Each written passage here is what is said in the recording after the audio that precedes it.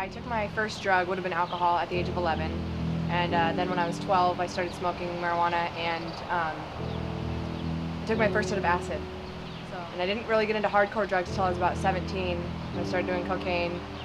I drank all through high school, all through middle school, smoked pot all through middle school and high school. It wasn't until my adult years when I really started to do the harder drugs, quote unquote harder drugs like cocaine.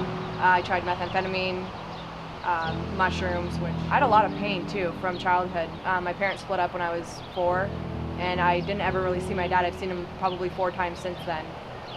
And my mom got remarried right away, but I would have to say that fed my my low self-esteem, and furthermore, the reasons why I felt the need to use. My family was the kind of family that don't ask, don't tell.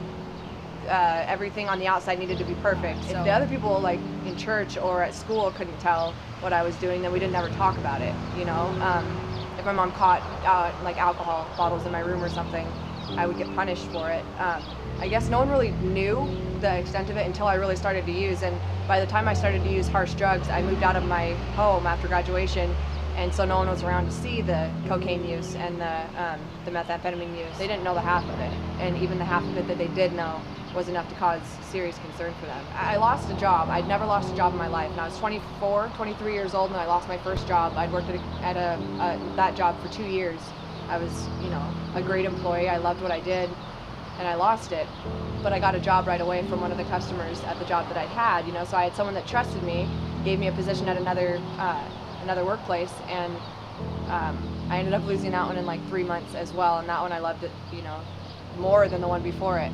So losing 2 jobs in a row, kind of, a little light went on that something was wrong. But it was hard, I didn't want to stop. I went to detox once, and I was there for 4 days. I was so drugged that I slept for 4 days straight, and by the time I woke up, I was so disoriented. I had no idea what I was doing there, and all I wanted to do was get out. All I wanted to do was go get high. But I went to that detox facility to make my family happy and to make them, feel okay.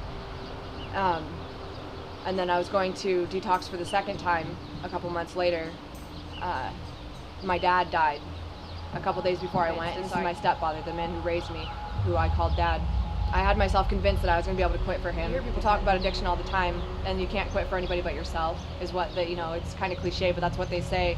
And so I told myself while I was in detox that second time, I was like, I don't have to quit, I'm not done yet, you're not done until you're done is another thing that you hear a lot. I wasn't ready, but I wanted to be. I was in love with heroin, I ultimately, OxyContin wasn't enough, and I started shooting pills, so I got out early and shot up heroin for the first time, and then the next day I had my family pick me up from detox.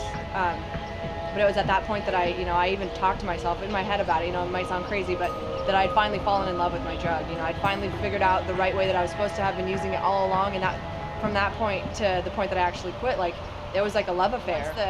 I guess once it settled, set into my mind that I had to be done, it was like a divorce almost, like letting go of a piece of me, like I had been in this marriage it was a relationship that I had with drugs for so long, because it wasn't just quitting my drug of choice, it was quitting everything, because if I cannot use any drugs successfully, I can't use alcohol successfully, any drug that I put into my body will destroy me. But the hardest thing about it, having emotions and knowing that I can't just go drink to get rid of the feelings that I have. I can be happy and want to use, I can be sad and want to use. It doesn't really take a certain kind of emotion for me to feel like I need to get high again.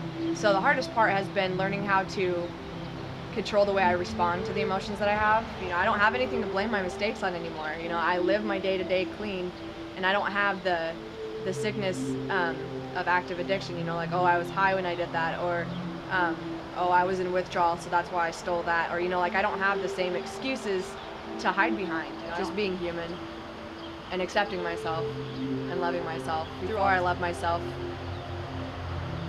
by numbing the pain that I felt, now I just love myself no matter what. I have to be honest, I guess, I have to be normal, or try to be. I've been clean on the 16th of this month, May. I had 15 months clean, so I've got 15 and a half almost months clean. I've been dating a guy who's also in recovery for about a year now. Slowly but surely becoming a part of a family. I got 2 jobs now. I'm starting school in a couple weeks, and I'm just doing the things that people are supposed to do. I'm doing the things that I never thought that I could do because I was, so screwed up. I was so, I had no drive to do anything. I'm excited for my future, which is something that I didn't think I'd ever have. When you're in the depths of addiction, at your lowest point, homeless, scared, tired, cold, without drugs, in withdrawal, like the worst places that I've ever been are the ones that come to mind when I think about, like back then, like it's always the bad experiences that I remember. I don't remember ever being really high and feeling great.